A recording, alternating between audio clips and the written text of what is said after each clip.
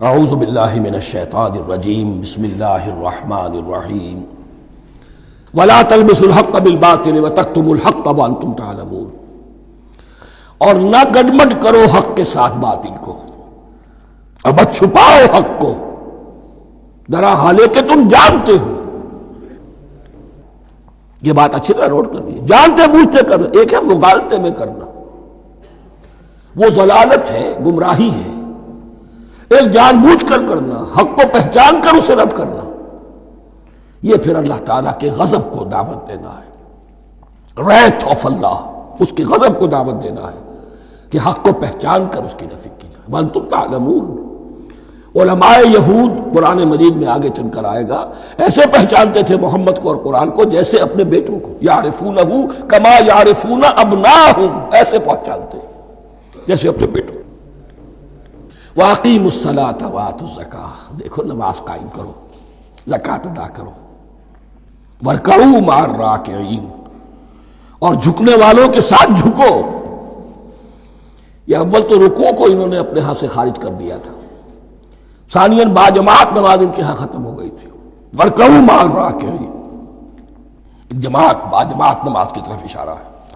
أَتَأْمُرُونَ النَّاسَ بِالْبِرِّ وَتَنْسَوْنَ أَنفُسَكُمْ، کیا تم لوگوں کو نیکی کا حکم دیتے ہو، تقویٰ کی، پارسائی کی تعلیم دیتے ہو؟ میں کہہ رہا ہوں نا کہ اصل میں مخاطب کون ہے؟ علماء یہود۔ اس آیت سے ثابت ہو گیا عالم ہمارا بھی جب بھی کھڑا ہوگا اونچے سے اونچا آواز کہے گا، اعلیٰ سے اعلیٰ بات کہے گا۔ اکثر و بیشتر کا حال یہ ہے کہ ان کا اپنا کردار دیکھیے تو کوئی مناسبت ہی نہیں اس سے کہ جو وہ بات کہہ رہا ہے، جو لوگوں کو دعوت دے رہا ہے اس پر خود عمل نہیں۔ تو یہی در حقیقت علماء یہود کا کردار بن چکا تھا۔ أَتَأْمُرُونَ النَّاسَ بِالْبِرِّ وَتَنْسَوْنَ أَنفُسَكُمْ، کیا تم لوگوں کو نیکی کا حکم دیتے ہو اور خود اپنے آپ کو بھول جاتے ہو؟ وَأَنْتُمْ تَتْلُونَ الْكِتَابَ، اور یہ سب کچھ تم کر رہے ہو اس حال میں کہ کتاب پڑھتے بھی ہو، تورات پڑھتے ہو، صاحب تورات ہو۔ ہمارے بھی بہت سے علماء کا، علماء سو جنہیں ہم کہتے ہیں، حال یہ ہو چکا ہے، خود بدلتے نہیں قرآن کو بدل دیتے ہیں، ہوئے کس درجہ فقیہان حکم بے توفیق۔ جو صورتحال ہے صرف قرآن کا متن بچا ہوا ہے، اس کے مفہوم میں، اس کی تفسیر میں، اس کے ترجمے میں تو تحریفیں موجود ہیں، بڑی بڑی تحریفیں موجود ہیں، متن بچا ہوا ہے، وہ اس لیے کہ اللہ تعالیٰ نے اس کی حفاظت کا ذمہ لیا ہے۔ وَاسْتَعِینُوا بِالصَّبْرِ وَالصَّلَاةِ، اور مدد حاصل کرو دو چیزوں سے، صبر اور نماز۔ یہ صبر کا لفظ یہاں پر بہت قیمتی ہے، بہت بامانی ہے۔ علماء سو کیوں وجود میں آتے ہیں؟ جب وہ دنیا کے کتے بن جائیں گے تو دین کو بدنام کرنے والے ہوں گے۔ بظاہر دینی مناسب ہیں لیکن اصل میں ان کے پردے میں دنیا داری کی جا رہی ہے، صبر نہیں۔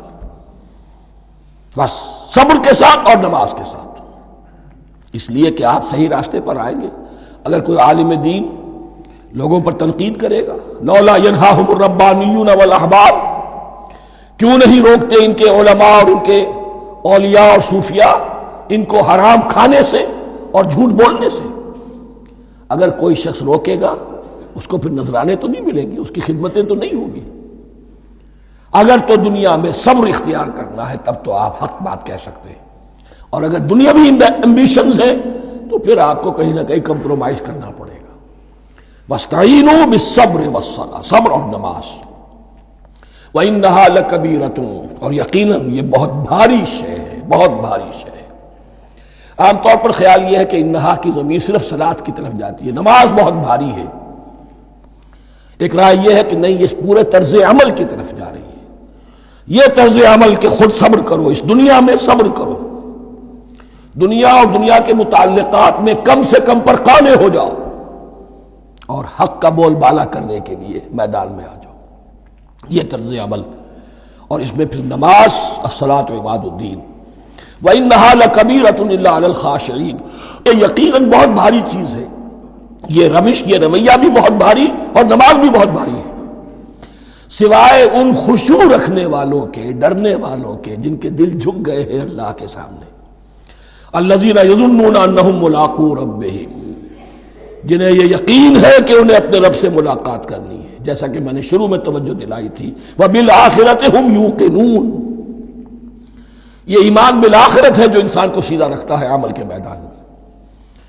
الَّذِينَ يَظُنُّونَ أَنَّهُمْ مُلَاقُو رَبِّهِمْ وَأَنَّهُمْ إِلَيْهِ رَاجِعُونَ، اور جنہیں یہ یقین ہے کہ بالآخر اسی کی طرف ہمیں لوٹنا ہے۔